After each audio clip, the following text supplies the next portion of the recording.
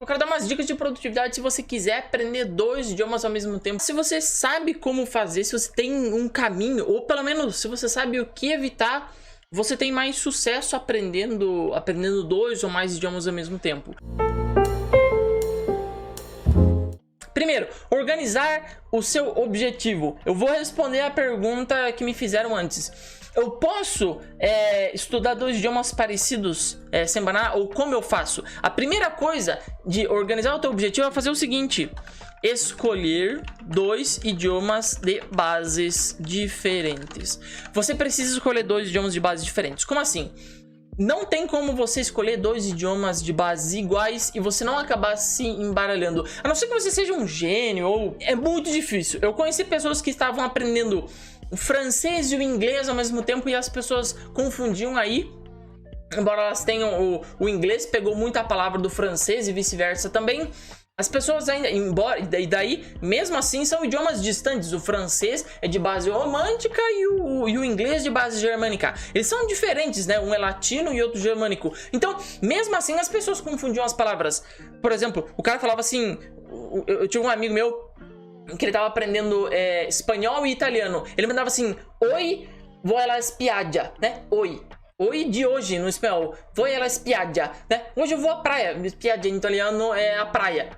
Ele misturava os idiomas, e vez ou outra eu também fazia isso, né? Eu misturava os idiomas quando eu tava aprendendo 2 idiomas de base similar. Então essa é a minha primeira dica, que você precisa organizar o teu objetivo. Então organize o teu objetivo fazendo com que o teu objetivo de ficar fluente em algum idioma não atrapalhe nenhum e nem outro. Essa é a maneira mais fácil. Se você tem assim... Cara, eu queria muito aprender o francês e também queria aprender o espanhol. É melhor você pegar só um e depois você passar pro outro. Vai na minha, que é melhor assim. Eu já tentei, vi centenas de pessoas tentando fazer isso e muitas delas acabam nesse erro que a gente chama no aprendizado de idiomas de interferência. Vou dar um exemplo até que vocês mandem no chat aí qual idiomas vocês querem aprender. Imagine que hoje, né? Hoje eu tô aprendendo o francês. Tá? Eu peguei o francês. Eu também peguei o inglês. Beleza? Peguei o inglês. O que eu tô fazendo no francês? O francês eu tô refinando ele, tá? Eu tô refinando a minha leitura. Vou colocar um R de refino, L de leitura. O inglês, o que eu tô fazendo? Eu tô mudando de sotaque, mudando o sotaque, tá? Tô mudando o sotaque. Eu tô passando pro sotaque do inglês britânico. O meu inglês sempre foi americano. Eu quero construir um sotaque no inglês britânico. Tá me dando um esforço tremendo, mas eu acho que tá ficando legal o resultado. Eu quero continuar nessa estrada. Um de base romântica, outro de base germânica e o outro tô aprendendo um de base asiática, o mandarim, tá? Mandarim normal, tô aprendendo vocabulário, exposição de escuta e leitura. Eu tô lendo bastante, tá? Tô lendo bastante mandarim, principalmente a leitura. Eu adoro ler em mandarim, tá? Então, olha aqui, ó. Bases diferentes. Um é romântica, um é germânica e outro é asiática. Você vai poder me falar assim: Eliezer, inglês e japonês. Olha só, o João mandou inglês e japonês. Cara, um é de base germânica, então o objetivo que o João traçou para ele não vai atrapalhar o resultado final. Se você traçar um objetivo em que os 2 idiomas estejam na mesma família, o resultado pode ficar embananado. E isso você vai ter que ter mais esforço para colher um resultado bom. Inglês, base germânica, japonês, asiático, tá? Então, aí fica bom, beleza? Inglês e coreano, só japonês, ótimo. Uma vertente só uma língua asiática. Aí você pode me dizer o seguinte: ó, a pessoa que falou, a Ana falou assim: eu tô aprendendo o japonês. E tem uma outra pessoa que falou coreano, e o Thiago tá aprendendo coreano. Agora imagine o seguinte: imagina que o Thiago decida aprender japonês, que é um idioma de base asiática, e também o coreano, que também é um idioma de base asiática. O japonês, ele usa 3 alfabetos, tá? 3 alfabetos. O povo fala 3 alfabetos, mas não é bem assim. Mas é o kana, que é o hiragana, katakana, e o kanji. E o kanji o kanji vem do chinês tradicional. Então basicamente ele usaria 3 modos de escrita. Eu não vou falar que é alfabeto, que não é a mesma coisa, né? Eu tomei um tapa na orelha uma vez de um poliglota amigo meu, quando eu falei que o japonês usava 3 alfabetos. Ele falou: alfabeto nada, não é alfabeto, é outra coisa, né? Então porque o chinês propriamente não tem alfabeto. E se um dos 3 seria o chinês, a conta não fecha. Então Ele usa 3 sistemas de escritas diferentes. Agora, o Hangul, que é o do coreano, é bem distinto. Não tem basicamente as mesmas raízes, não vem do mesmo lugar.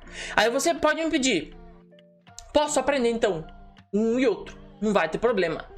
Vai ter problema.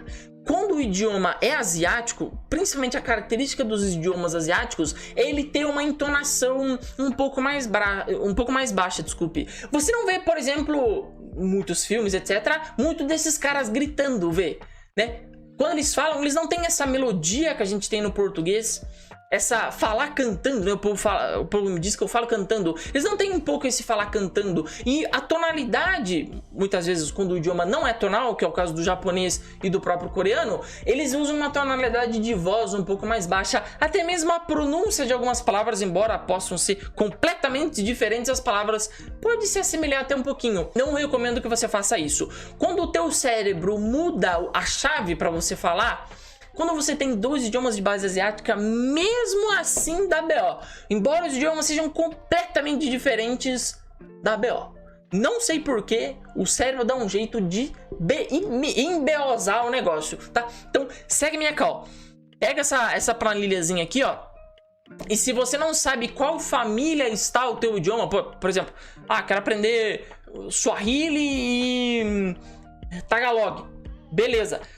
Joga no Google Swahili e vê lá no artigo de Wikipédia qual das famílias semânticas ele tá. Eu garanto que ele tá em uma dessas aí, dessas principais aí. Sejam as românticas, as germânicas, eslavas, asiáticas ou arábicas. Beleza? Essa recorte é um pouco mais geográfico do que linguístico. Tá? É mais geográfico que linguístico, beleza? Então tenha um pouco em mente isso aqui, pra você não confundir nisso. Deixa eu mandar... O povo manda aí. Inglês e espanhol, vale a pena? A Maria Aparecida pediu. Inglês e espanhol, vale a pena? Vale. Porque, ó, olha só. O espanhol é um idioma de base romântica, tá? Ele tá aqui, ó. E o inglês, ele é de base germânica, então tá aqui. Então você pode aprender, você não vai ter tanto problema assim de confundir palavra e mesclar. Por que eu tô te falando isso? Porque muitas vezes, quando você pega, por exemplo, o alemão e o holandês, ou o inglês e o alemão, esses idiomas aqui, eles têm muita similaridade. Não somente, eu não digo de pronúncia de palavra, mas raízes de muitas palavras, até mesmo as pronúncias, o modo com que se fala, há algo geograficamente localizado nesses lugares que fez com que os idiomas tivessem um pouco mais de similaridade. E isso faz com que você comece a confundir as coisas, tá bom? Não estou dizendo que, por exemplo, o francês não tem intervenções do inglês. Esses dias eu fiz uma dica de pronúncia lá no meu Instagram, que eu falei sobre a palavra bureau do francês. Bureau do francês é mesa de escritório, tipo essas que eu tenho na minha frente. Bureau. Em inglês, bureau significa escritório e vem do francês a palavra bureau, que significa mesa de escritório. Em francês, em inglês significa como se fosse escritório, uma corporação. Então, são idiomas que têm uma conexão? Sim, mas eles são mais distantes. Um de base latina romântica e o outro é de base germânica.